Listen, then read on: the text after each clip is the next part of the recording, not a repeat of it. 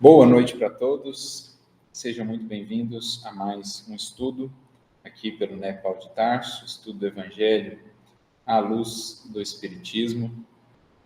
É com alegria que os recebemos aí de casa, os que aqui estamos também, encarnados e desencarnados. Possa o Senhor inspirar as nossas reflexões.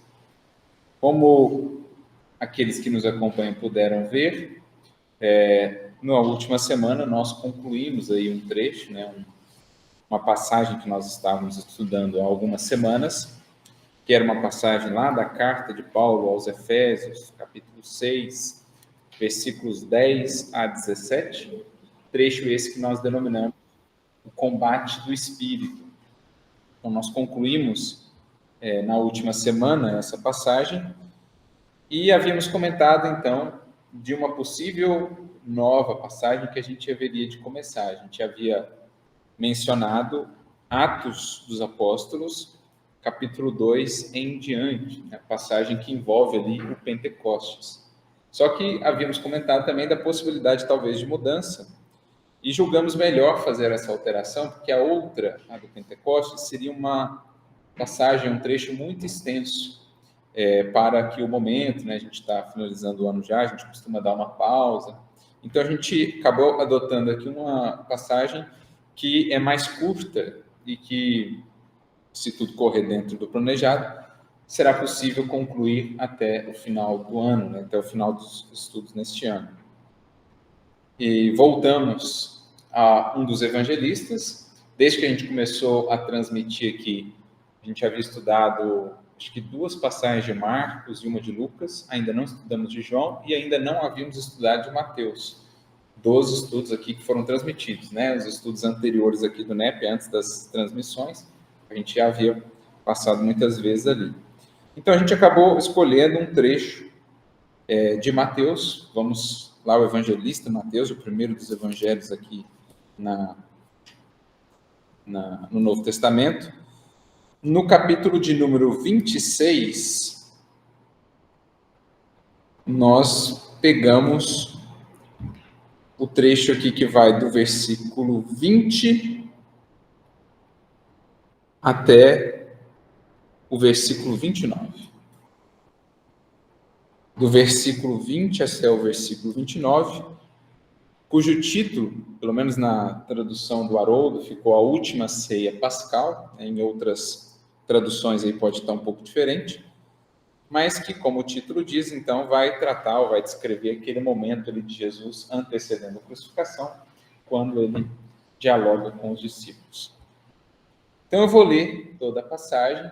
Nosso versículo tema de hoje será o primeiro aqui do trecho, que é o versículo 20, mas vou lê-la inteira para depois a gente poder se debruçar sobre esse primeiro versículo.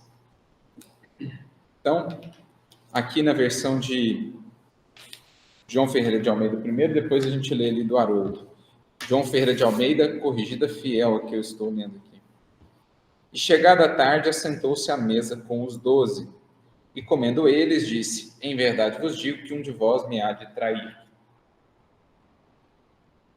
E eles, entristecendo-se muito, começaram cada um a dizer-lhe: Porventura sou eu, Senhor? E ele respondendo disse: O que põe comigo a mão no prato, esse me há de trair. Em verdade, o Filho do Homem vai, como acerca dele está escrito, mas ai daquele homem por quem o Filho do Homem é traído. Bom seria para esse homem se não houvera nascido. E respondendo Judas, o que o traía, disse: Porventura sou eu, Rabi? Ele disse: Tu o disseste. E quando comiam, Jesus tomou o pão e, abençoando-o, partiu e o deu aos discípulos e disse: Tomai, comei, isso é o meu corpo. E tomando o cálice, dando graças, deu-lhe, dizendo: Bebei dele todos, porque isto é o meu sangue, o sangue do Novo Testamento, que é derramado por muitos para a remissão dos pecados. E digo-vos que desde agora não beberei mais, ou não beberei deste fruto da vide, até aquele dia em que o beba novo convosco no reino de meu Pai. Está aí. Você quer ler aí ou ler? Vamos ler aqui a versão do Haroldo, só para a gente complementar, Está lá, a última ceia pascal. Chegado o fim da tarde, reclinou-se à mesa com os 12. E enquanto eles comiam, disse: Amém vos digo que um de vós me entregará. Entristecendo-se muito, começaram a dizer-lhe, cada um deles: Porventura sou eu, Senhor? Em resposta disse: O que mergulhou a mão na tigela comigo, esse me entregará. O Filho do Homem vai ser entregue, conforme está escrito a seu respeito. Ai, porém, daquele por quem o Filho do Homem é entregue. Melhor seria para ele se aquele homem não tivesse nascido. Em resposta, Judas, que o estava entregando, disse: Porventura sou eu, Rabi? Ele lhe disse: Tu disseste. Enquanto eles comiam, depois de tomar o pão e o abençoar, Jesus o partiu, deu aos discípulos e disse: Tomai, comei, isto é o meu corpo. Depois de tomar um cálice e dar graças, deu a eles, dizendo: Bebei dele todos vós, pois este é o meu sangue, o sangue da aliança, que é derramado por causa de muitos, para perdão dos pecados. Eu, porém, vos digo, não mais beberei, a partir de agora, deste fruto da videira, até aquele dia em que o beba convosco vinho novo no reino de meu Pai. Uma das principais diferenças que ressalta aqui no texto é a tradução aqui por Novo Testamento e aí por aliança, né? Nova aliança. Mas isso a gente vai tratar melhor quando chegarmos lá no versículo 28. Bem, então, nosso versículo de hoje é um versículo bem curtinho, introdutório, mas eu fiquei pensando assim, na beleza de reflexões, pelo menos as que me surgiram ali à mente, em um versículo tão singelo, tão simples, mas que abre também uma passagem tão bonita e tão importante no contexto do Evangelho. Vale lembrar que a descrição da última ceia nos chamados sinóticos, né, Mateus, Marcos e Lucas, ela é reduzida.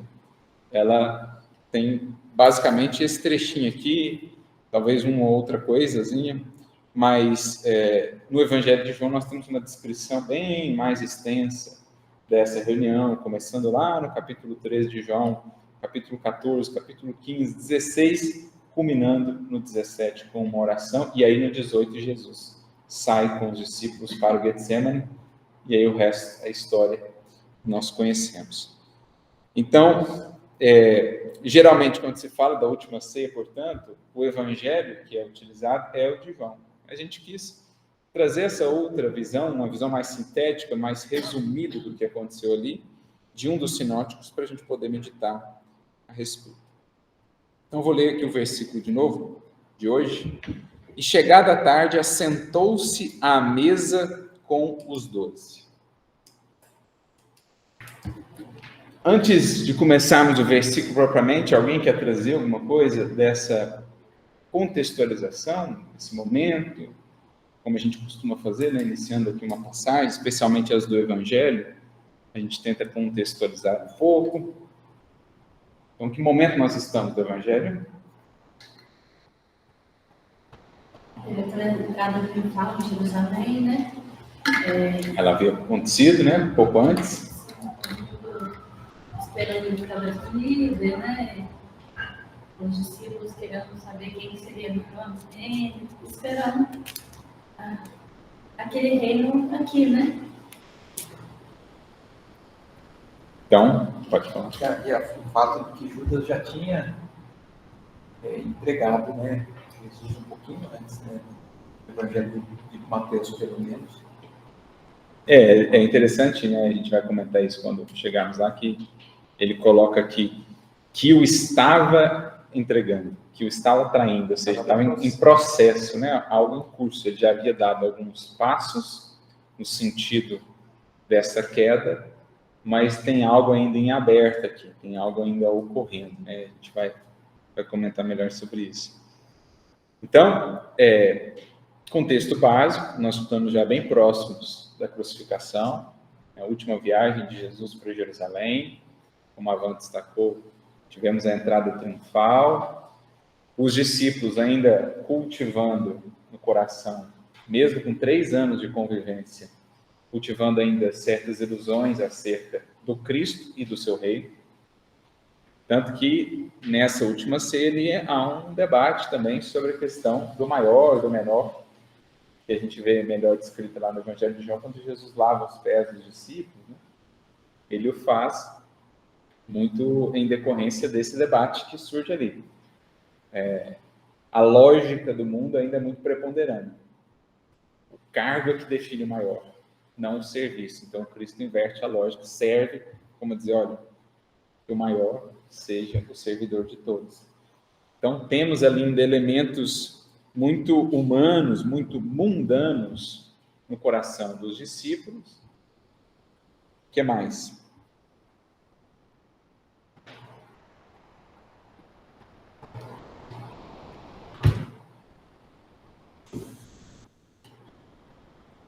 Qual que é o momento que está sendo vivido aqui? É um momento de confraternização entre eles. De refeição, né? Naquele contexto, um dos principais recursos, elementos de confraternização é justamente o da refeição, que era entendido como algo muito sagrado, né? A ideia de comunhão em torno de uma mesa era algo tão sagrado que, por exemplo, os fariseus, na sua visão muito ortodoxa e, às vezes, muito, vou dizer farisaica, né? Mas eles eram fariseus, mas numa visão muito formalista ou até fundamentalista, eles tinham a dificuldade, ou mesmo não concebiam a possibilidade de sentar-se à mesa com publicanos, por exemplo, com pecadores, porque partilhar a mesa com alguém era um ato de muita intimidade. Eles imaginavam que assim estariam perdendo a pureza, quando na verdade seria a ocasião para o oposto, né? Por isso que Jesus senta-se e cria um grande escândalo, muitas polêmicas, por comer com publicanos e pecadores, que é a ideia ali de uma comunhão, de uma partilha. É como se fosse o ato mais sagrado que existia antes de ter-se o templo. Então, por exemplo, aos tempos de Abraão, não tinha o templo, né? Antes mesmo da tenda, vamos dizer assim. Então, qual que era o ato mais sagrado aos tempos de Abraão? A refeição em família, em que Deus espargia suas bênçãos por meio do alimento e do alimento espiritual também. Então, era um ato que tinha uma conotação muito importante para eles. Até a palavra companheiro, por exemplo, né, vem de compane, ele que come o pão comigo. Então, aquele que come o pão comigo, compane é o meu companheiro. Então, cria-se uma ideia muito íntima de comunhão, de partilha de valores. Mais alguma coisa do contexto? Essa mesa e esse assentar-se. Assentar-se lembra, pelo menos hoje em dia, cadeira, né? Acho que na época. O Haroldo colocou, talvez de maneira mais clara, né, a tradução, ele colocou reclinar-se. Então, era uma mesa baixa, né? Em geral, eles se reclinavam de lado, assim, né? O pé ficava para trás. Exato. Você reclinava e fazia a refeição. Observação com relação a essa palavra. Se quiser ler a nota aí. Ele fala que reclinar. As refeições eram consumidas após as pessoas se reclinarem à mesa para comer. Quer dizer, Sim. a forma de se debruçarem à mesa, eu acho que era relevante, né? Parecia relevante.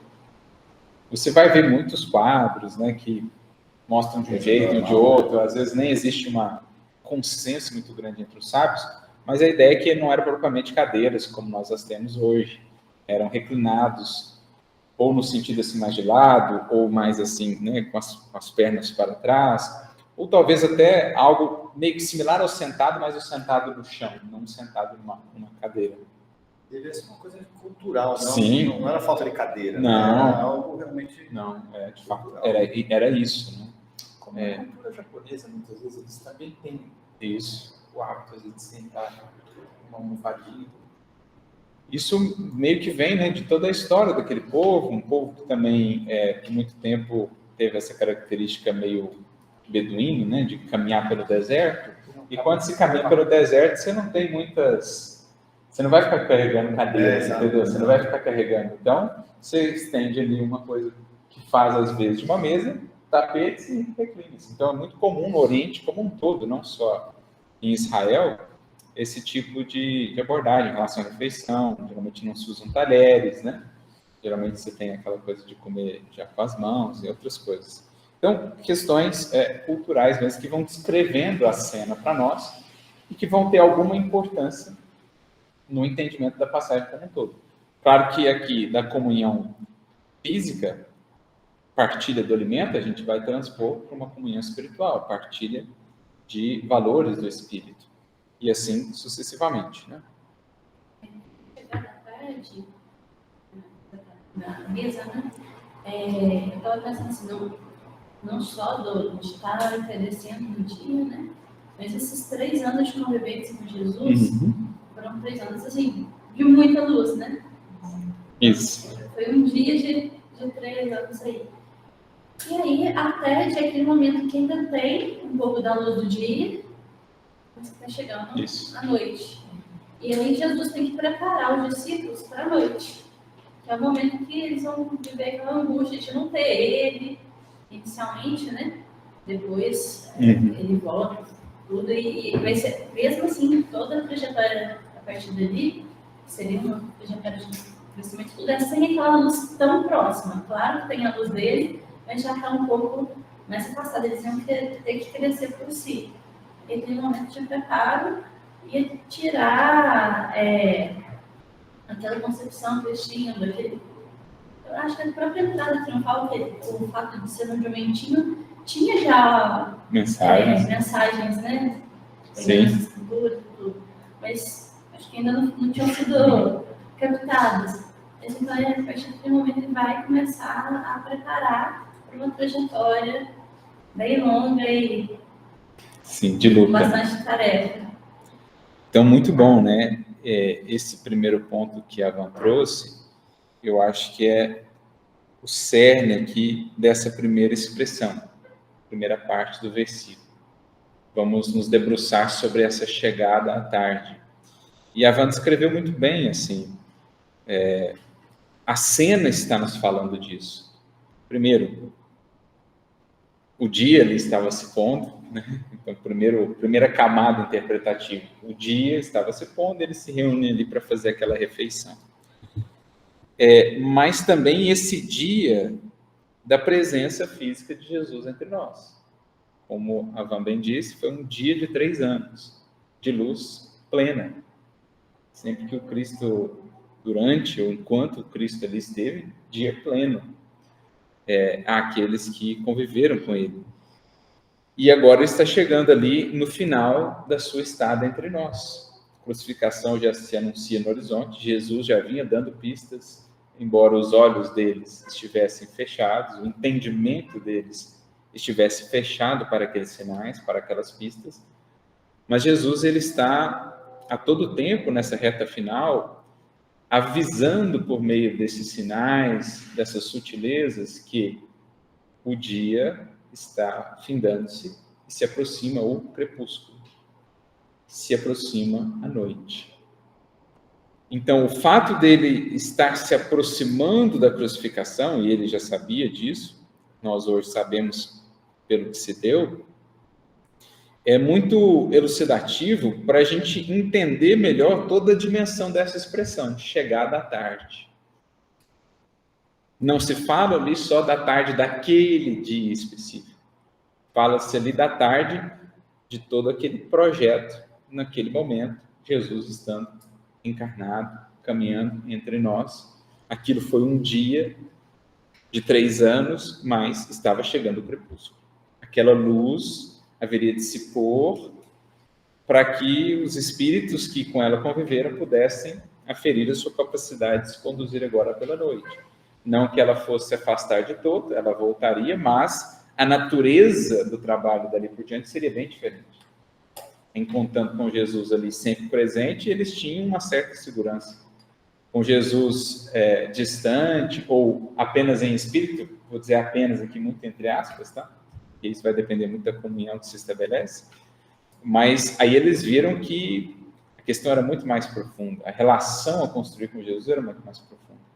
E o próprio mestre alerta ou avisa sobre o valor dessa experiência. Quando a gente vai lá em João, na descrição da última ceia, ele fala: a vós convém que eu vá. A gente estudou isso aqui já. A vós convém que eu vá. Porque essa saída de cena de uma luz, digamos, exterior, é o grande convite para que se acenda uma luz de natureza interior. É o grande momento de aferição do quanto da luz recebida foi de fato introjetada e pode ser agora refletida para iluminar os caminhos próprios. Então, a expressão chegada à tarde, de algo absolutamente simples ou descritivo apenas, ela vai ganhando uma conotação muito importante de entendimento espiritual. Por quê? Descolando isso daquele contexto, bom, a missão de Jesus encarnado estava findando-se, preparava-se uma noite de imensas lutas, vamos tirar isso desse contexto e trazer agora para as nossas vidas como um todo.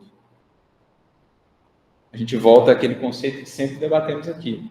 As vidas humanas, seja uma encarnação ou um conjunto de encarnações, elas são definidas por períodos de dia que serão culminados por essa chegada da tarde, por um crepúsculo, um mergulho na noite, para que então saiamos em um novo dia, a depender de como conseguimos nos portar durante a noite. Ou seja, a vida será sempre marcada por esses fechamentos de ciclos, ou pelos momentos de ceifa, de colheita. Essa é uma outra mensagem muito presente nos evangelhos.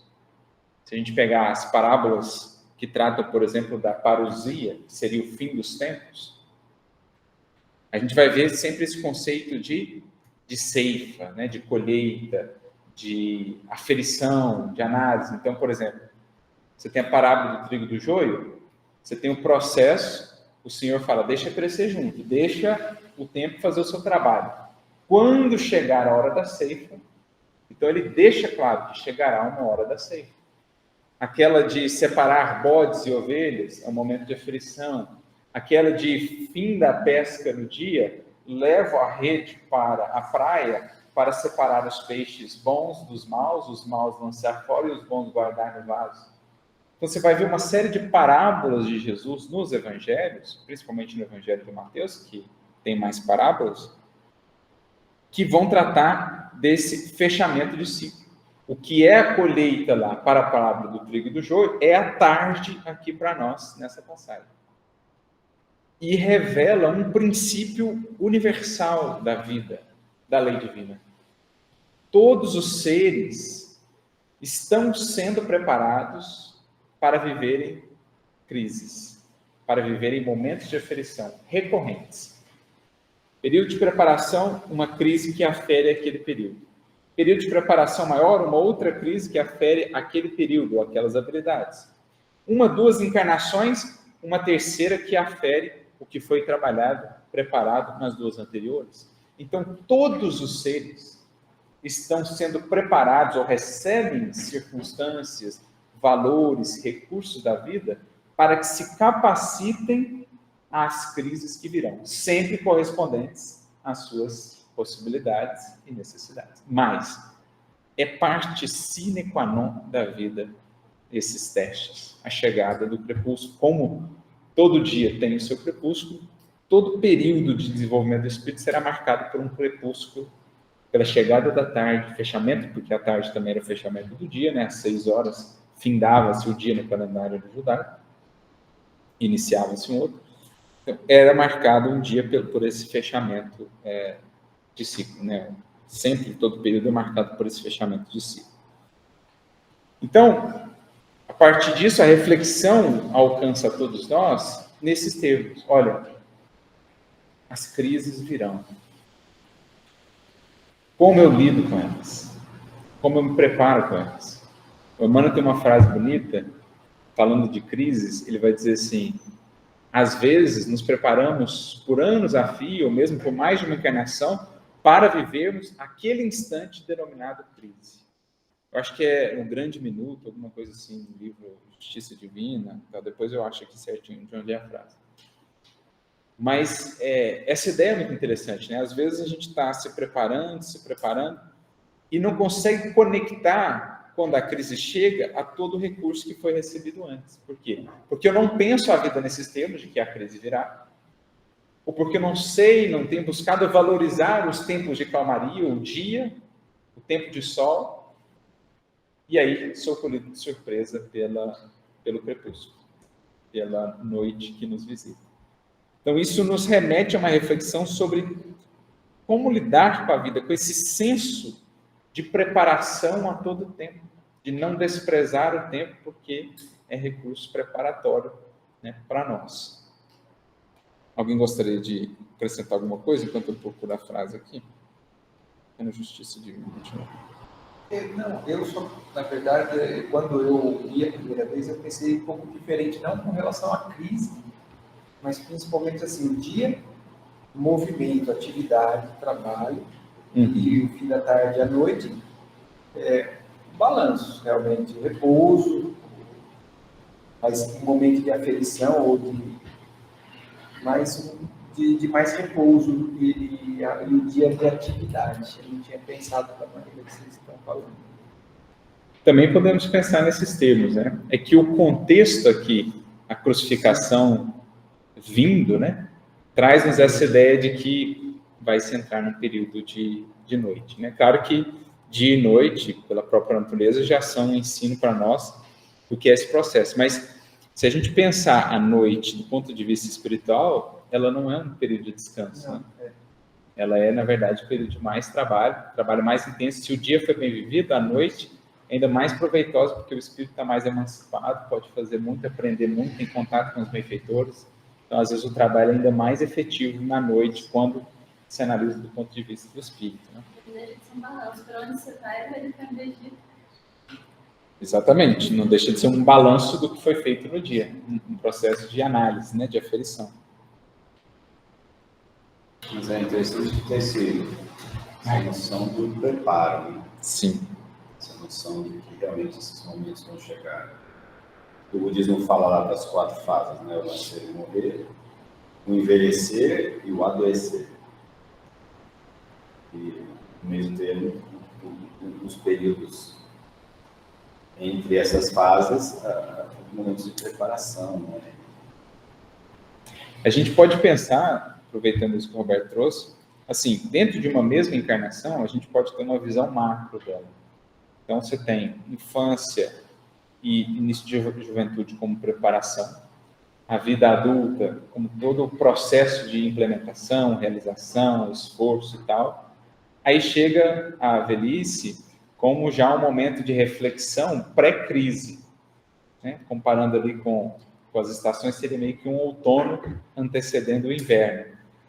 Então, é um momento ainda de realizar muito, mas o espírito ele já começa a refletir em sentido, tendo em vista a crise da morte que se aproxima.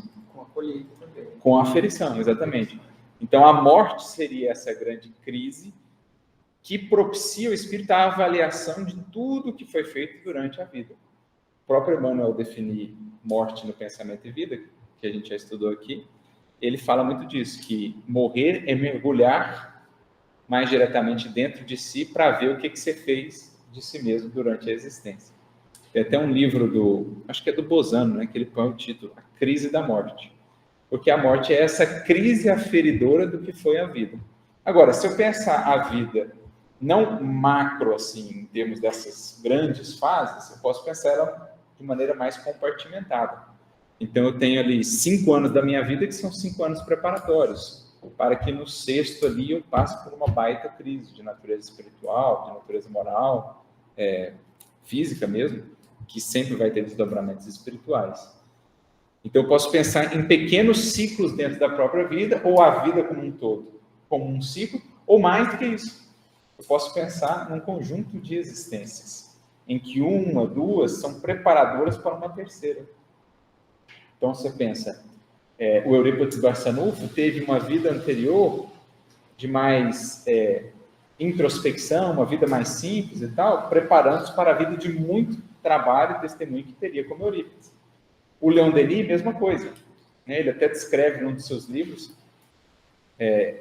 ele visitou o corpo da sua encarnação anterior. Ele foi lá na tumba onde estava enterrado o seu corpo da encarnação anterior, uma vida monástica que ele teve, toda ela uma vida de muita preparação mental, de esforço interior, etc., para a vida depois, como Leon Denis, que foi extremamente áspera, né? Com muitas dificuldades desde pequeno, teve possibilidade de estudo, trabalhar desde muito cedo, trabalho duro, e ainda assim foi um autodidata com uma capacidade impressionante.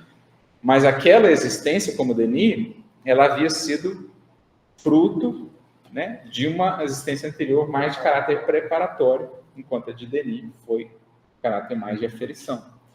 Então, é muito interessante, porque o ciclo eu posso ajustar o foco, né, o zoom que eu dou.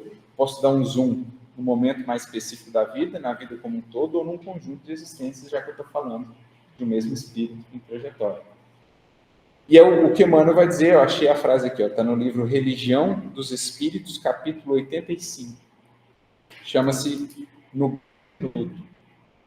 Vou ler só esse trechinho, ele fala assim, ó, todos nós aprendemos e trabalhamos dias e dias, e às vezes por muitos anos, para vencer neste ou naquele grande momento chamado crise.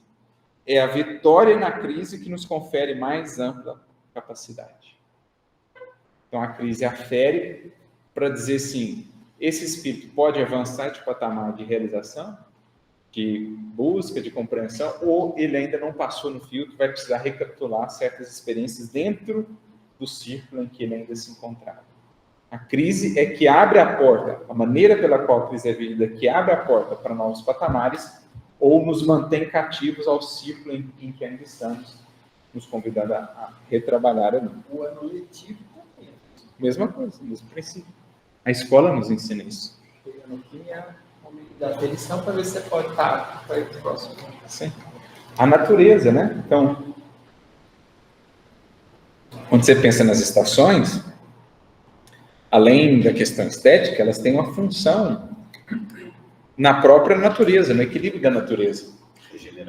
Regenerativa. E de seleção também, né? Natural das formas. Então, você tem um período de verão, de primavera, de preparação, e outono e o inverno. O inverno é um elemento seletor dentro da natureza. Os fortes, os mais preparados, avançam. Os que não, ficam. A forma, né, perece. O ser prossegue sempre, mas a forma perece. Então, muito do aprimoramento da natureza nas formas deriva desses processos de seleção que as estações estabelecem. Para a gente ver que a providência divina em tudo coloca o mesmo princípio funcionando. Certo? Deu para compreender essa ideia do chegar da tarde? Então, para nós, né? Eu vou começar a viver agora, raciocinar a minha vida, buscando identificar se eu estou no momento de dia pleno ou se já se anuncia no horizonte um crepúsculo. Para quê? Para que no dia pleno eu tenha mais moderação, mais prudência, mais ponderação, para aproveitar o tempo do dia pleno, do dia claro, momento de calmaria, porque geralmente o que se dá? Esquecimento de compromissos, euforia, vazão às paixões, né? A vida está tranquila, então, beleza, esquece os compromissos, esquece os deveres, esquece a rotina disciplinar, esquece o processo preparatório. E aí, colhido de surpresa pelo crepúsculo, né? Pelo inverno. Então, para que eu consiga identificar melhor os dias plenos, ou primavera e tal, para que eu consiga também vislumbrar melhor no horizonte a chegada da tarde. Porque o espírito, quando ele está mergulhado nesses processos de estudo de si mesmo, de comunhão com os seus benfeitores e tal, ele começa a ter uma intuição para além simplesmente da razão pura e da apreensão dos sentidos. Ele começa a ter uma intuição mais clara para as coisas, ele começa a ver as coisas se desenvolvendo aos poucos, ele começa a notar, poxa, está chegando um crepúsculo aí. Às vezes é uma convivência que está ficando difícil, às vezes é uma questão profissional, material, que começa a dar sinais, ele começa a entrever, está chegando a tarde para mim, está chegando a hora do testemunho. Mas ele faz isso como quem está ali, bem embasado, né? Ele faz isso como quem está ali atento, vigilante. Como diz Jesus, vigiai porque não sabeis, né? Que hora pode vir? Agora, quem está vigilante consegue identificar quando está vindo. Esteja sempre pronto. Como na passagem das virgens. A parábola das 10 virgens trata muito disso, dessa preparação para essa hora de crise, para essa chegada da tarde. Para refletirmos melhor sobre isso, separamos aqui uma mensagem, está no livro Vinha de Luz. Chama-se Crises, capítulo 58.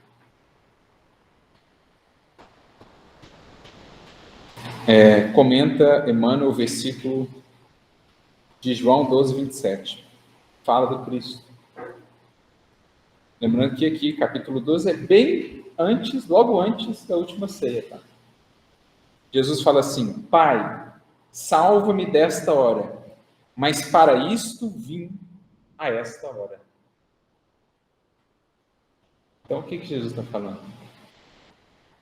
Que vence, né? O salva-me é isso, me ajuda. Mas eu estou preparado para a prova. Isso. Eu estou preparado e eu reconheço a necessidade dela. Então, Pai, salva-me, ou seja, eu confio em Ti, farei minha parte, sei que você vai fazer a sua. Então, recorrer a Deus.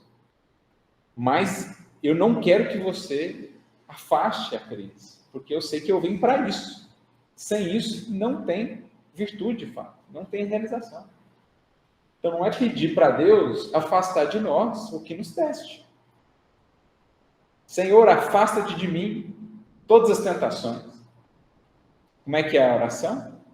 Não nos permita cair em tentação. Jesus não falou, Senhor, afasta-te de mim todas as tentações. Não. Não nos permitas cair em tentação. Mas bem-aventurado o homem que sofre a tentação, vai dizer Tiago na sua epístola. Porque ela que dá a coroa da vida ao que triunfa sobre ela. Então, é isso que Jesus está dizendo. Salva, dá-me o recurso, Pai, mas eu reconheço que eu vim para esta hora. Que ela é essencial. Quantos falam assim diante da enfermidade? Quantos falam assim diante do revés financeiro? Quantos falam assim diante de um problema de relacionamento, alguma perseguição? Em geral, pede-se o quê? Afasta de mim. Quando aqui Jesus, para isto vim a esta hora. Vamos ver o que o Emmanuel comenta. A lição de Jesus neste passo do Evangelho é das mais expressivas. Ia o Mestre provar o abandono dos entes amados, a ingratidão de beneficiários da véspera, a ironia da multidão, o apodo na via pública, o suplício e a cruz, mas sabia que ali se encontrava para isto, consoante os desígnios do Eterno. Ou seja, é aquela consciência de quem reconhece que, na verdade, foi tido como digno de testemunhar. Olha como muda a lógica. Eu lembro que eu falei isso uma vez na palestra, e me marcou muito, né? A lógica paulina de encarar as coisas. Vem a experiência difícil, a postura dele é assim, puxa, mas é isso? Não é uma postura de reclamação, de lamento, pelo contrário, a postura dele é assim, puxa vida, fomos considerados dignos disso. Olha como muda completamente a sua relação com a experiência difícil. Quando você a toma como algo que te incomoda, pelo qual reclamar ou lamentar-se, aquilo já cria em você uma resistência que dificulta viver a experiência. Agora, quando eu penso assim, puxa vida, Jesus me considerou digno de passar.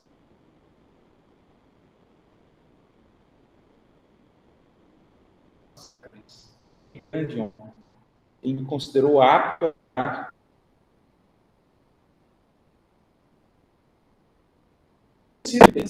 porque atesta que o Senhor confia em você para aquilo. Então, por isso que os caras chegaram lá para prender ele em Corinto. Prender para dar chubatada e sabe-se lá soltar quando. Todo mundo desespera na igreja. Paulo volta para todos assim, irmãos, estejamos tranquilos porque o Senhor nos considerou dignos. Acaso quereis o Cristo sem testemunho? Então, olha a maneira completamente diferente de lidar. Porque ele reconhecia. Para isso eu vim, todos esses anos de preparação é para que eu pudesse passar por isso, dando o testemunho. Então é uma honra, né? Como a gente falou agora um pouco a questão do ano letivo, né? Quando a gente recebe uma prova, a gente bota a prova de lado para passar de ano, Exato. a gente resolve o assunto. Sim, exatamente. E eu me lembrei de uma frase do Eusébio, do Mundo Maior, que ele fala assim, ó, não galgueis os obstáculos, nem tenteis contorná-los pela fuga deliberada. Vencei-os, utilizando a vontade e a perseverança, ensejando crescimento aos vossos próprios valores. Aí que pensa, ensejando crescimento aos vossos próprios valores. Então, aqui temos essa mudança fundamental de lógica de encarar a vida. Veio o problema. Quanto mais difícil ele for, pensa que maior é a honra. Maior é a bênção. Porque o Senhor não te concederia um problema tão difícil se não te julgasse rápido. Você fala, poxa, alguma coisa pelo menos a gente já está valendo. Se estão dando uma bucha tão pesada para nós, é que o alto já está considerando que a gente já está valendo alguma coisa nesse mundo de meu Deus. Né? Se já estamos sendo considerados dignos de enfrentar, de peitar uma luta dessa, bendito seja o Senhor. Então, Emmanuel continua. Pede a proteção do Pai e submete-se na condição de filho fiel. Examina a gravidade da hora em curso, todavia reconhece a necessidade do testemunho. Que a gente falava agora. Ele reconhece a importância daquilo dentro da lei divina. Porque não existe virtude sem aferição. Por isso que, e Kardec vai tratar de maneira muito lúcida acerca disso, por isso que lá no Céu e Inferno, por exemplo, quando ele vai tratar de céu, em determinado momento, acho que é o item 8, ele fala da virtude e dos vícios. E ele fala assim, que a convivência é a pedra de toque, ou seja, elemento aferidor, de toda virtude e de todo vício. Por quê? Longe dessa pedra de toque, o máximo que eu consigo é o quê? Uma ilusão de virtude. Então, eu me isolei, não vivo, não converso com ninguém. Eu me acho um poço de paciência. Por quê? Não tem nenhuma pedra aferidora. Eu me acho um poço de serenidade. Por quê?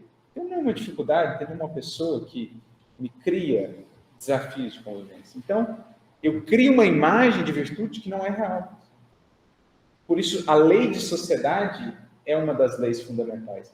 Porque só nesse choque, nesse contato, que eu tenho o elemento aferidor, de fato, da virtude. O paciente só será paciente junto dos que são impacientes.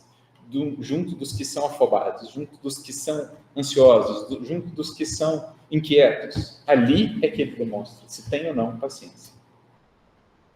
Da mesma forma, humilde.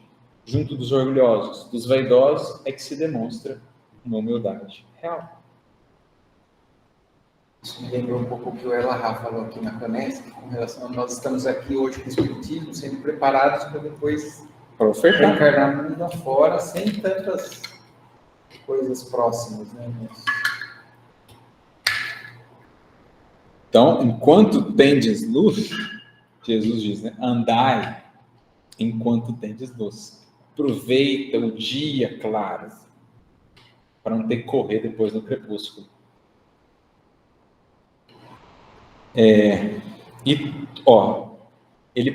Agora o Emmanuel faz a transição conosco. Ele passa do caso de Jesus para o caso geral. E todas as vidas na Terra experimentarão os mesmos trâmites na escala infinita das experiências necessárias.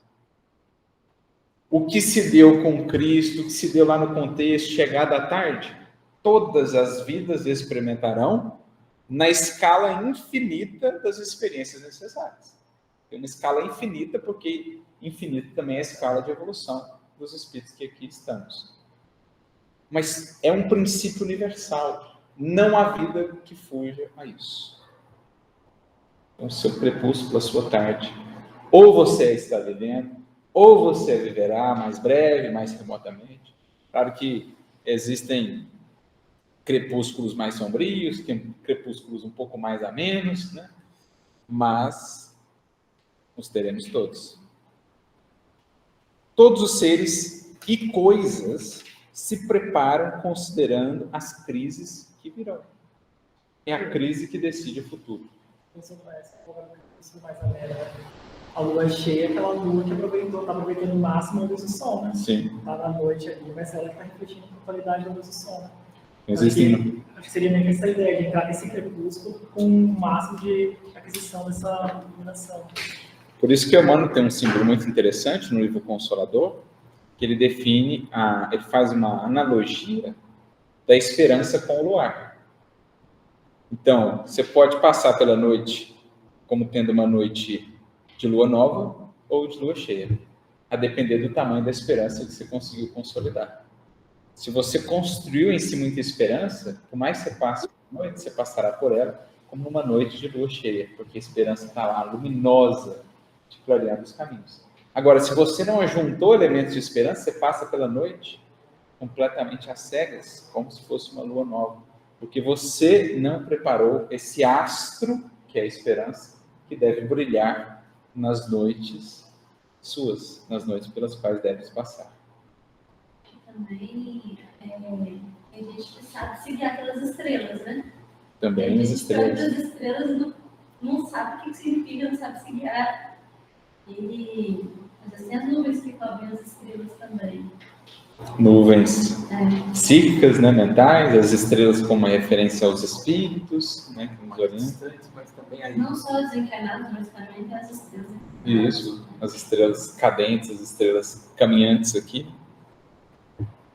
Alguém tinha levantado a mão? Não. Agora, claro, a gente não quer passar por esses momentos, né? Então a gente... Ai, não, deixa eu... É porque envolve a emoção, né? E a emoção joga a gente lá para baixo, acaba com a gente. Então, eu acho que a questão do estudo, do aprendizado, do entendimento do contexto, vai nos fazer usar a razão, né? E não tanta a emoção. Porque realmente a emoção, quando se envolve a emoção, a gente quer... E se levanta uma bola, que é muito importante, que foi exatamente o estudo que a gente acabou de concluir, da armadura de Deus. O trecho de Paulo, muito do que a gente estudou foi como colocar a armadura protetiva à nossa emoção, para que os choques da vida não nos alcancem na emoção em cheio. Então, a couraça, o escudo, o capacete, a gente foi debatendo tudo isso para que a gente consiga receber os choques da vida sem que aquilo desestruture a emoção, por conseguinte, o pensamento, as escolhas e tudo mais que decorre disso. Então, um bom casamento aí da passagem anterior com o estudo de hoje. A gente não vai buscar mesmo a crise, né? Quando ela chegar, que a gente tem que estar preparado, mas a gente tem que buscar. Mas acho que o estudo hoje mostra que vai acontecer, vai Vai. chegar, faz parte do processo evolutivo. Sim. Então, já que é fato, vamos encarar, vamos preparar. E se você está preparado, você já está passando com tranquilidade, né? Aí a importância do conhecimento. Se você desenvolve o conhecimento, você se prepara melhor para aquilo que você vai ter que... Se a gente já é consciente de que isso vai atingir a nossa emoção, e o problema está aí, né? O problema está aí, né? Então, se preparar para saber controlar esse desequilíbrio emocional. Sim. Exatamente, meu amigo. Esse é todo... Isso. Esse é todo o mote aqui desse estudo.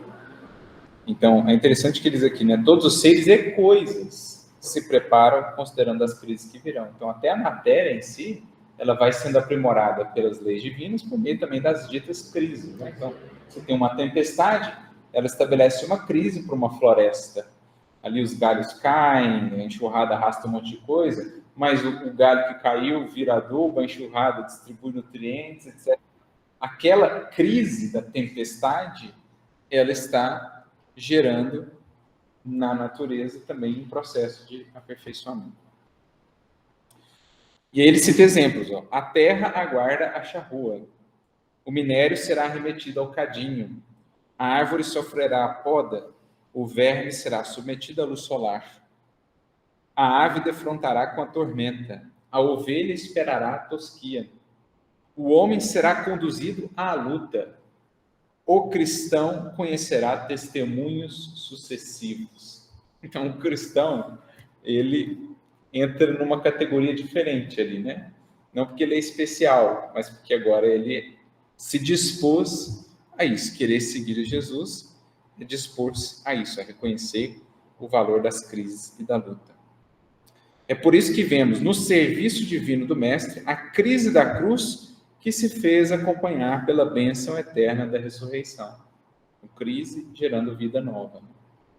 Quando, pois, te encontrares em luta imensa, recorda que o Senhor te conduziu a semelhante posição de sacrifício, considerando a possibilidade de tua exaltação. E não te esqueças de que toda crise é fonte sublime de espírito renovador para os que sabem ter esperança. Então, olha, Jesus te conduziu a essa experiência considerando as possibilidades de tua exaltação. Como quem diz, filho, eu sei que você pode produzir muito mais, eu sei que você tem muito mais potencial a revelar. Você talvez ainda duvide disso, mas confie em mim. Se eu te propus essa experiência, é porque eu sei que tem muito a sair daí a partir dela. Então, considerando as possibilidades da tua exaltação, do teu engrandecimento, não vaidade, engrandecimento moral, valor espiritual.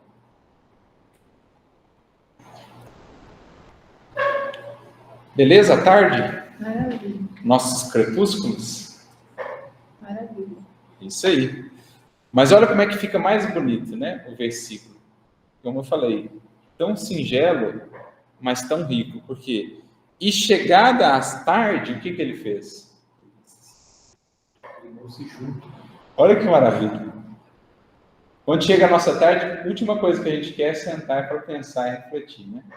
Chega a tarde, vem a dificuldade, ai meu Deus, começa a correr para lá e para cá sem saber o que fazer, desespera, entra em desequilíbrio, perturba os outros, esquece de Jesus, esquece da oração, esquece do livro, esquece do que aprendeu. Ou seja, uma das últimas coisas que nós queremos fazer quando chega a tarde é sentar-se. Em outras palavras, a serena, calma, busca as bases, equilibra. Geralmente, quando a gente entra assim, a gente arrasta outros conosco nesse torvelinho, a gente entra num zoom mental, num estado de perturbação tal que fica extremamente difícil da espiritualidade nos auxiliar. Encontrar campo de inspiração para nós. Mas aqui o Cristo dá o exemplo. Ele sabia o que estava por vir. A cruz está ali no horizonte. Companheiros vão nos abandonar. Tudo degringolando do ponto de vista do mundo. O que Jesus faz? Assenta com os amigos. Transmite serenidade.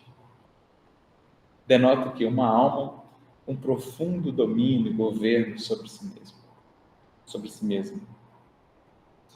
Então, aprender a serenar ante os horizontes sombrios é das maiores escolas e testemunhos para nós nesta vida. Isso é reafirmado pela nossa ciência psicológica. Sim. Não é? Você que... É dos maiores desafios. Agora, você vê as grandes almas, igual eu falei aqui do Paulo, né? Paulo é um exemplo vivo disso a todo tempo. O cenário era desolador, o mais difícil possível. Como é que Paulo estava? Confiante, robusto, sereno, sentou-se e distribuiu essa serenidade. Porque há aqui um elemento dos outros, né? Eu quero trazer os outros a esse banquete da serenidade. No contexto do testemunho, é a ocasião mais propícia que eu tenho de demonstrar o valor da minha fé, o quanto ela equilibra, o quanto ela é serena, o quanto ela traz confiança e esperança. É o momento que a fé se faz mais eloquente junto dos outros. Nossa, o fulano está diante disso, e no entanto está lá ele acalmando os outros. Eu me lembro de um velório certa feita aqui, de um companheiro espírita, um acontecimento assim doloroso, né, à época, mas eu não cheguei a participar, mas de muitas pessoas que eu ouvi, que participaram, eu achei interessante que havia um elemento em comum nos relatos, assim, sempre ficaram com a lembrança muito viva da serenidade dos familiares. E morreram 2 pessoas lá da família, e os familiares espíritas conhecidos aqui na cidade, né, Tarefeiro, Jamon, as pessoas que iam no velório ficavam impressionados com a serenidade dos que estavam lá, os familiares. Parecia assim que eles é que consolavam os que iam lá. E isso vindo de várias fontes, né, fazendo um controle universal do ensino dos espíritos ali, me chamou a atenção. Por quê? É o momento da crise, e eles, os que estavam submetidos à crise, assentaram-se na mesa e ofertaram no banquete do testemunho o valor da sua fé, a riqueza da sua fé. E isso ficou gravado na memória de muitos, que de todos os pontos do velório, os que eles mais lembravam era da serenidade dos que estavam. Diga lá, Marina. Eu recebi uma mensagem esses dias e fala assim: mas o fruto do Espírito é amor, alegria, paz, paciência, mansidão e domínio próprio. E essas o que me chamou a atenção aqui é o fruto, né? É a gente demonstra a aferição, né? O fruto. Qual que é o fruto que a gente está dando? E o domínio próprio também, que é esse serenar, conseguir ter a calma para passar. Exatamente, querida. E quem escreveu isso? Vamos ver quem adivinha? Eu tenho aqui. É Paulo, para Gálatas. Aí, ó. Nosso Paulo. Gálatas. A gente estudou aqui, Epístola aos Gálatas. Então, veja que aquilo que ele escreve foi a vida dele. Então, lá na igreja de Corinto, que eu acabei de citar aqui, na hora que chegaram os judeus ali com uma ordem de prisão que eles conseguiram lá nas tramóias com o representante de Roma lá na cidade, na Caia, e anunciaram, né? Paulo, você está preso. A igreja ficou polvorosa.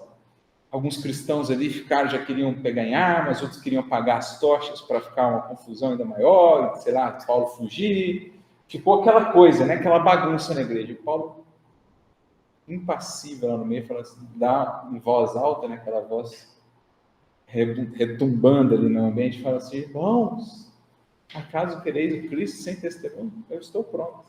Estende as mãos. Acabou. Toda a igreja ficou em silêncio. Acabou. Não tem revolta, não tem desequilíbrio, não tem... Porque ele fez o quê? Ele sentou-se. Falou, vem aqui, vamos sentar, todo mundo. Todo mundo senta.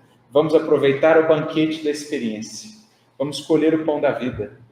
Vamos ser fiéis a Jesus. Como ele, diante da cruz, assentou-se e chamou os amigos, pois bem, assentemo-nos e distribuamos o pão da serenidade, o pão da esperança. Acabou. A igreja ficou tranquila. Fruto do Espírito, mansidão, domínio próprio. Então, isso é muito fundamental. Isso, a gente até comentou no estudo do trecho de Efésios, não é algo que se obtém de improviso. Serenidade, ninguém a possui, senão porque a construiu a duras penas, no governo de si mesmo. Então, é muito suor, oração, reflexão, estudo, trabalho, mobilização da vontade, da disciplina. E, gente, às vezes a gente comenta sobre isso, né? Disciplinar emoções, disciplinar a sua vida interior é algo que está aqui. Para eu chegar aqui, eu tenho que passar por uma série de outras disciplinas que antecedem. Então, coisa básica. Se eu não tenho disciplina de estudar todo dia, um pouco, se eu não tenho essa disciplina, como é que eu vou ter disciplina de governar a mim mesmo? Se eu não tenho disciplina com horários, como é que eu vou ter disciplina com sentimentos e emoções? Outro dia mesmo eu estava lendo Victor Hugo, Os Miseráveis, ele falava, né, que a pontualidade é filha da bondade. Porque ser pontual, ter disciplina com o tempo, é um fruto da caridade, é um fruto de quem entendeu o valor do tempo, considera o outro. Então, se eu não passo por essas disciplinas básicas, horário, alimentação, tempo, estudo, como é que eu vou estar almejando disciplinas superiores, que são as de pensamentos e de emoções? Por isso que a vida cotidiana, prática, ela é tão importante. Isso é uma sabedoria da tradição cristã há muitos séculos. Os grandes ditos santos, né? Qual que é a base das disciplinas pequenas às disciplinas maiores? Se eu não consigo manter uma rotina de estudo e de prece, como é que eu vou esperar uma disciplina de autogoverno? Não tem como. Não tem como. Então, daí a importância de construir uma rotina. Nada que seja também como faziam lá os fariseus, né, de fazer aquilo, levar ao excesso dos escrúpulos, tal, sábado não pode fazer. Não. Constrói uma rotina e seja disciplinado nas coisas mais elementares da sua vida. Começa pelo trabalho, as coisas da faculdade, as coisas do trabalho profissional. Começa pelo seu momento de estudo diário, questão de sono, questão de um exercício, questão de alimento. Todas essas disciplinas que dizem respeito mais à matéria, elas são preparatórias para as disciplinas do espírito. Por isso, quando você vai aos pais da filosofia, você pega Platão, Aristóteles, eles falavam tanto também das disciplinas corporais, até mesmo exercícios, porque elas são bases para as disciplinas mais profundas do ser. Então, sem aprender a governar essas coisas mais elementares, eu não vou conseguir governar sentimentos e emoções. Então, isso é o fruto de um trabalho efetuado a longo prazo, é aprender a ter mais domínio sobre o tempo, sobre as coisas, sobre mim mesmo. E isso me permite, quando tenho por horizonte a tarde, o crepúsculo, a crise, ao invés de senta, calma, reflete, age ponderadamente, não seguir pelas inclinações, pelas paixões. Não ceda a um instante que te custará séculos. Diga. E até a noção dos 12 está aí, né? Porque a ação de um vai influenciar muitos. Paulo ali, a ação de um é semente de Exatamente. corações. Não é só indo. O mais bonito dessa cena toda é isso. Você convida os outros para o banquete da virtude, em que você oferta o pão da sua virtude.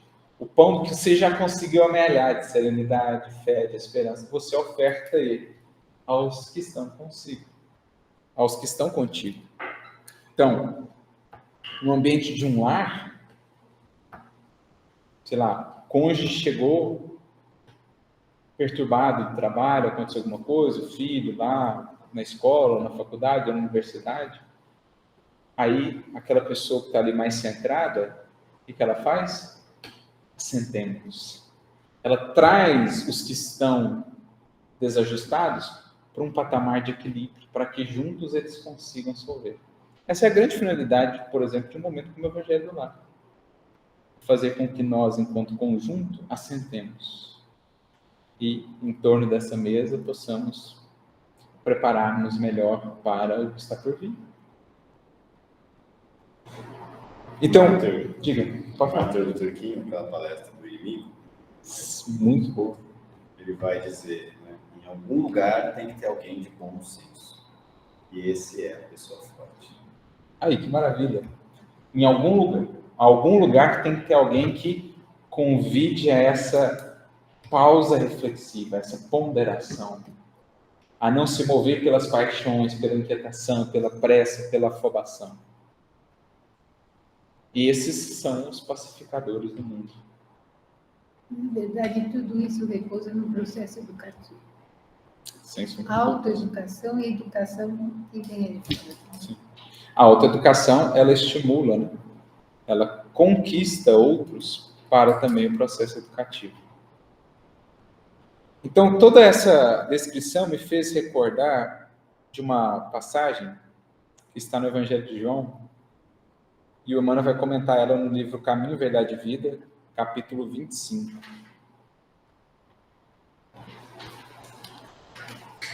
Olha o título: Tende calma. E o versículo que ele comenta, João 6,10.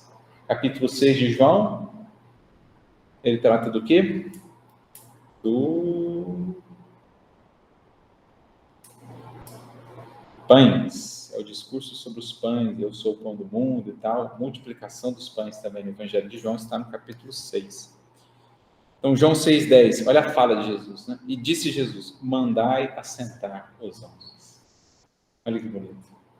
Ele vai partir o pão, mas antes de partir o pão, o que ele fala? Mandai assentar os homens. Então, você chega numa casa espírita, o pão do alto vai ser partido. Mas o que é pedido aqui? Faça uma oração primeiro, entre no clima, serene seus pensamentos. Por quê? É o alto dizendo, ecoando a voz de Jesus: mandai assentar os homens, para que então o pão seja repartido, para que então o pão possa ser recebido.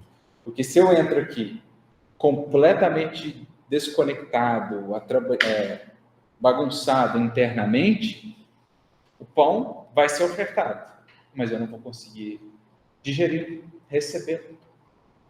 Desde o passe às reflexões da palestra. No passe, os fluidos batem em mim e voltam, refratam. A gente vê isso lá no livro Nos Domínios da Mediunidade. Ou no Missionários da Luz.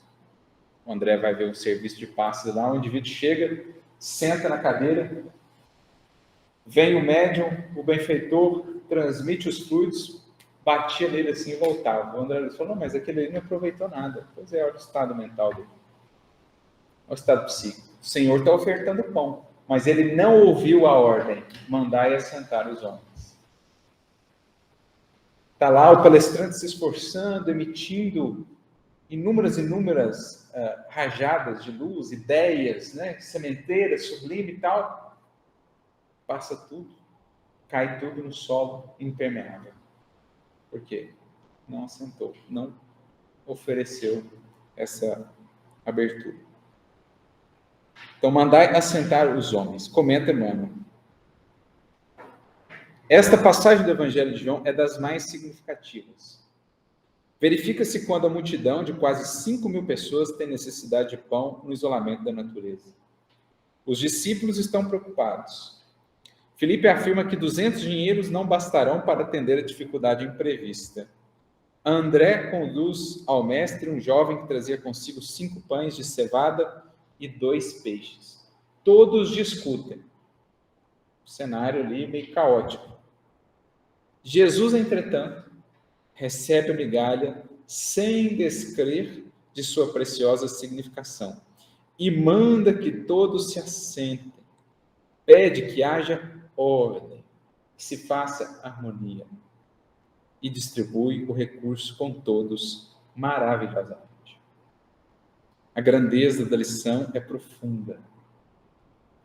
Os homens esfomeados de paz reclamam a assistência do Cristo. Falam nele, suplicam-lhe socorro, aguardam-lhe as manifestações. Não conseguem, todavia, estabelecer a ordem em si mesmos para a recepção dos recursos celestes. Quantos e quantos milhares de corações comparecem diariamente em templos espíritas, igrejas católicas ou protestantes, ansiando por essa oferta do Senhor, pelo pão da vida, tem fome de paz, de esperança. E o Senhor sempre vai repartir o seu pão. Agora, se eu não consigo construir uma ambiência necessária para recolher, ou sequer para perceber, é o que ele está dizendo aqui, não conseguem estabelecer ordem em si mesmos para a recepção dos recursos celestes. Então, Está lá o benfeitor tentando de todo jeito inspirar, orientar, mas a sua mente está aquela confusão só. O novelo lá todo enrolado. Você não para alguns minutos pedindo ajuda, ouvindo uma música, fazendo uma prece, buscando uma leitura para ordena. Por quê? Porque muitas vezes você não quer ordenar. Porque a gente se apega aos nossos estados caóticos. A gente se apega aos nossos estados conflituosos. A gente vive tanto com isso que a gente se apega. A gente quer cultivá-los porque achamos que assim seremos mais vistos ou os outros se condoerão mais de nós e a gente não quer ordenar por nós próprios, minimamente que seja o nosso mundo interior, para então receber os recursos. Então, a gente tem que ter muito cuidado com isso, de não cair nesse estado de apegar-nos de tal modo às nossas dores, aos nossos conflitos, que deles não nos conseguimos apartar. Porque eu acho que se eu estabelecer um mínimo de ordem ali dentro, eu vou perder aquilo de que eu estou me servindo para conseguir alguma coisa que seja mais atenção, que seja mais isso ou aquilo. Então, temos que ter muito cuidado com esse apego que a gente constrói a essa vida interna caótica. Ordena, harmoniza tanto quanto possível, pelo menos o mínimo, o básico, e você vai sentir a influência do alto. Misturam Jesus com as suas imprecações, suas ansiedades loucas e seus desejos criminosos. Porque também eu não consigo muitas vezes estabelecer harmonia, porque eu não quero abrir mão daquilo que está me desajustando. Eu sei que aquilo me desequilibra, eu sei que me desajusta, eu sei que me faz mal, mas eu não quero largar aquilo.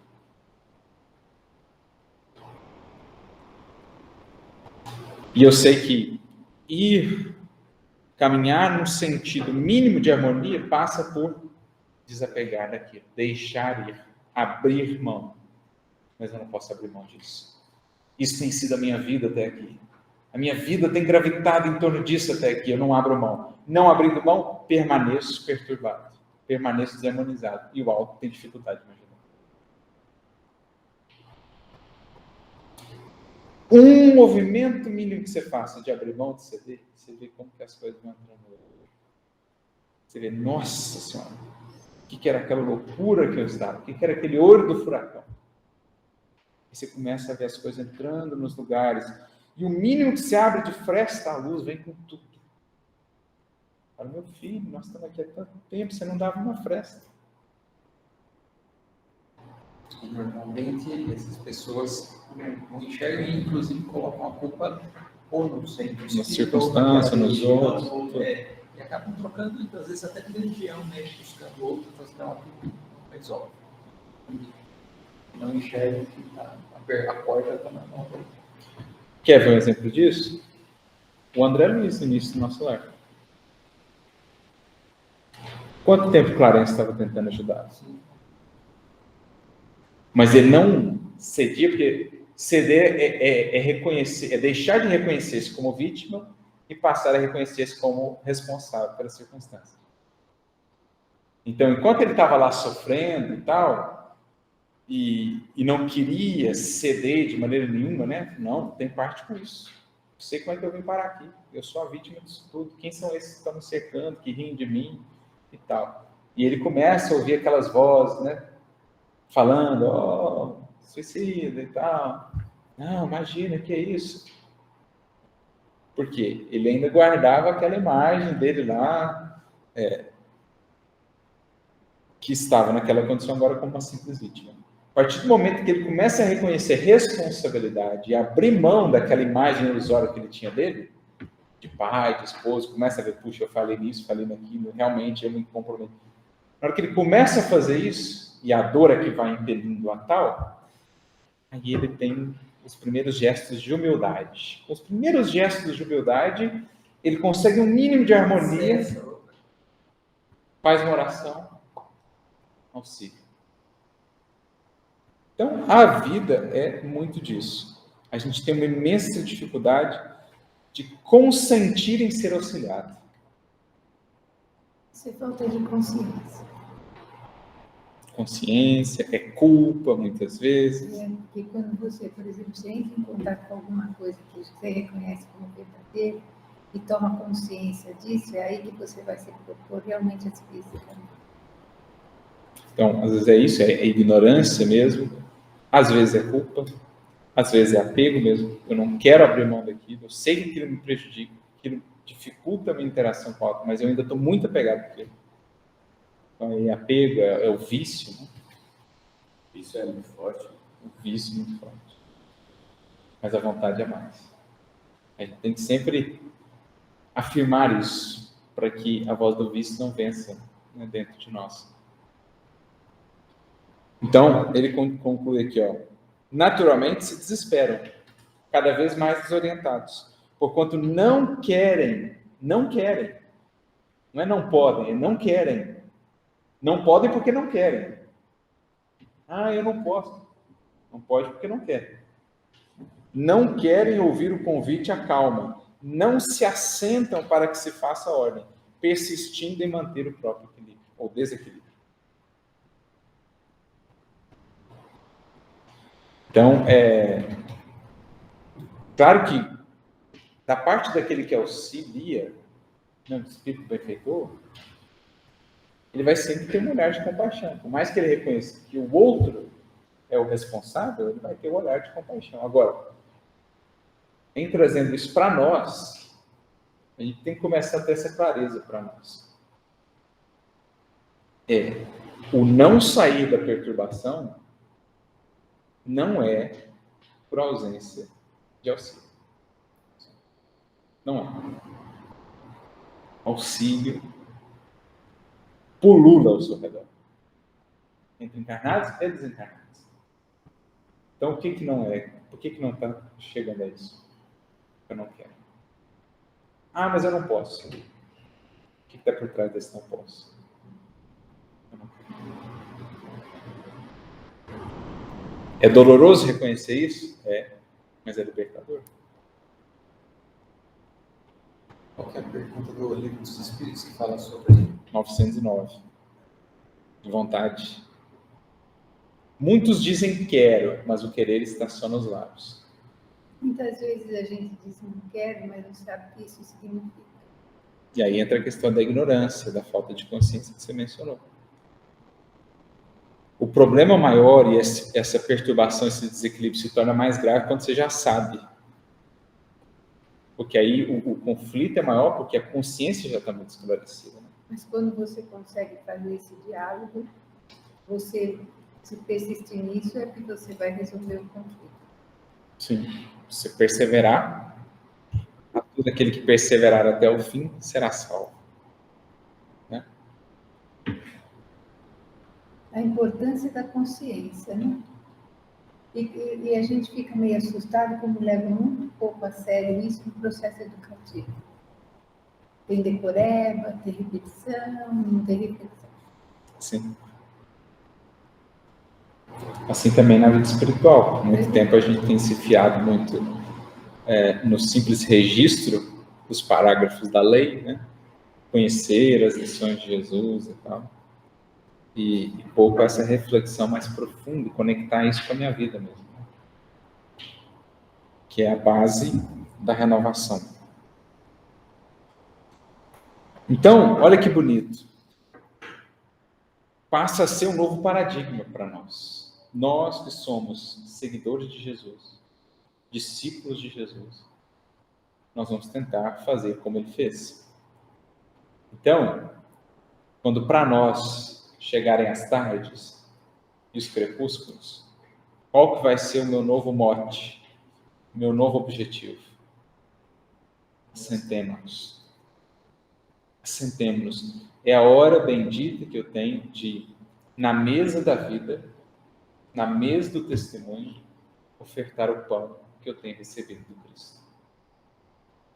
Vamos atestar como a fé espírita, como a fé cristã nos faz mais confiantes, resilientes, serenos, esperançosos. Vamos convidar os que convivem conosco a esse banquete que o testemunho nos dá a ocasião de ofertar. Então, a enfermidade que te visita, a prova difícil e áspera, é a chance que Jesus está te dando de ser o anfitrião de um banquete. Meu filho, chegou a hora de ser o anfitrião do banquete. Como eu fui há 2000 anos e parti o pão, agora é você o chamado a partir o pão com os seus familiares, com os seus conhecidos, ou mesmo com os desconhecidos. Porque a sua vida vai ser ofertada em banquete. À mesa. À mesa, a vida do fulano. Qual o teor do alimento que ele gera? Qual os frutos ele oferta? Qual o pão dessa vida? É o pão do Cristo ou é o pão amargo ainda? Olha que bonita a cena. Agora as nossas dores, testemunhos serão vistos nesses moldes. Pensa, os convivas estão aí. Cabe a você chamá-los à mesa ou dispersá-los ainda mais. São os seus familiares, são as pessoas que convivem contigo. Porque foi o que as grandes vidas fizeram. Você olha para a vida do Chico, toda dificuldade, ele descia à mesa, chamava os demais para ofertar o seu pão. Toda perseguição, toda calúnia, toda dificuldade, você nunca vê o Chico dispersando. Você nunca vê o Chico alimentando incêndios. Você nunca vê o Chico sustentando, desequilíbrios e contaminando outros. Não, é sempre o Chico reclinando-se à mesa, chamando os outros para a refeição cristã. Então vamos nos banquetear aqui com o pão da fé e da esperança. Da mesma forma Paulo, da mesma forma Madalena, da mesma forma quantos exemplos pudéssemos aqui listar. Em chegando à tarde, o momento do testemunho se anunciando, assentavam-se, passavam, partiram. O que mais?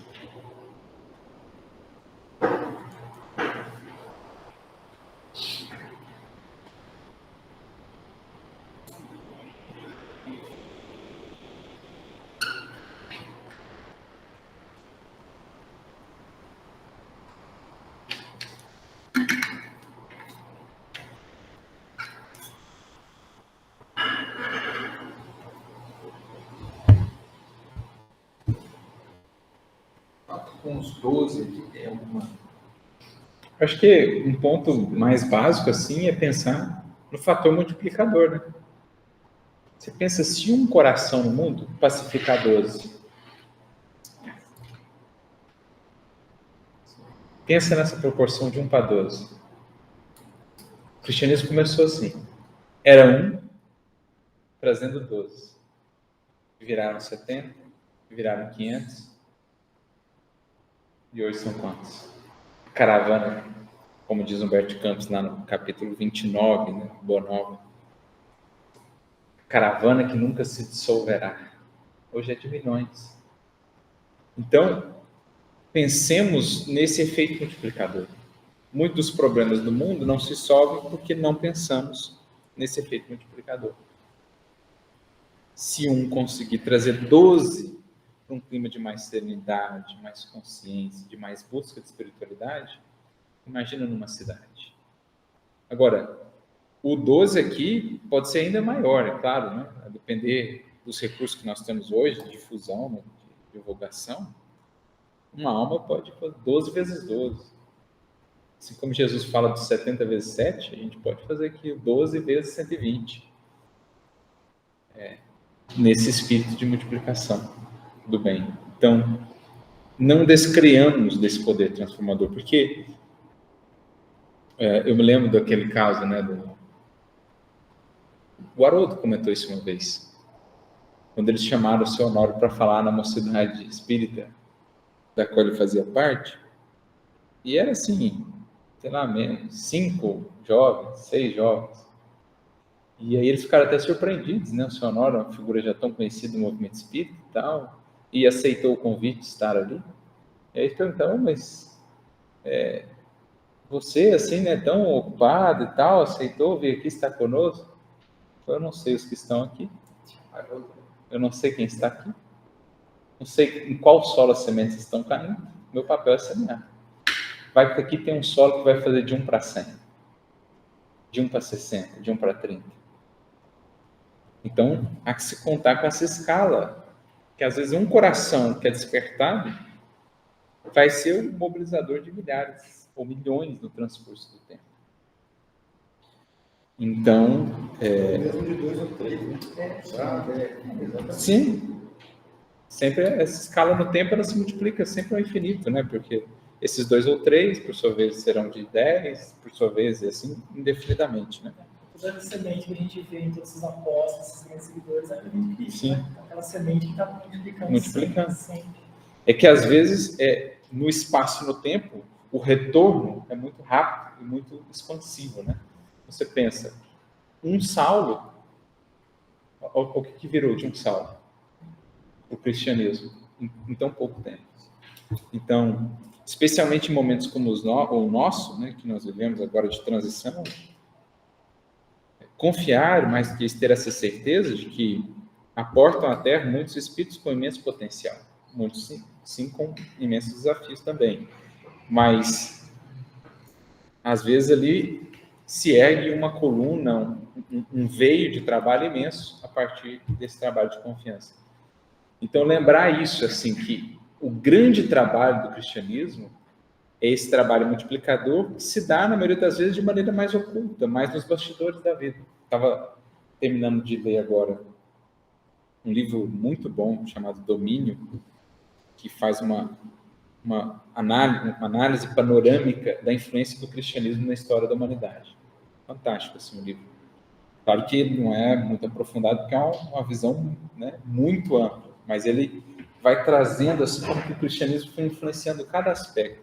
E aí no último capítulo do livro ele fala assim: a grande revolução cristã se deu no colo das mães, daquelas que já nutriam muitos espíritos com os valores do Cristo, ali no ambiente singelo, apagado, dos lares, foram se formando os grandes tarefeiros, as grandes tarefeiras do cristianismo, que realizaram muito. Alguns se destacaram para o mundo, outros trabalharam mais no bastidor, mas o grande trabalho basal do cristianismo se deu nos colos maternos ao longo dos séculos, em geral. Também dos pais, mas, sobretudo, nos colos maternos. Faz lembrar Santa Mônica com Santo Agostinho. Santo Agostinho é um dos maiores pensadores da história do Ocidente, da filosofia ocidental. E ele, como ele mesmo disse, né,